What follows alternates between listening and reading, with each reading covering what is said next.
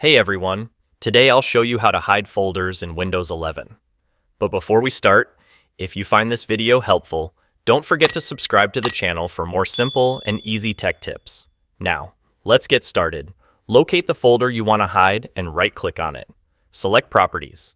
In the Properties window, under the General tab, look for the Attributes section. Check the box next to Hidden and click Apply.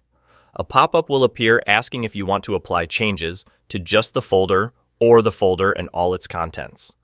Choose your preference and click OK. To view the hidden folder, open File Explorer, click the View menu, hover over Show, and select Hidden Items. The folder will appear, but looks slightly transparent. To unhide it permanently, right-click the folder, go back to Properties, uncheck the hidden box, and click Apply. That's it. Let me know if you need help with anything else.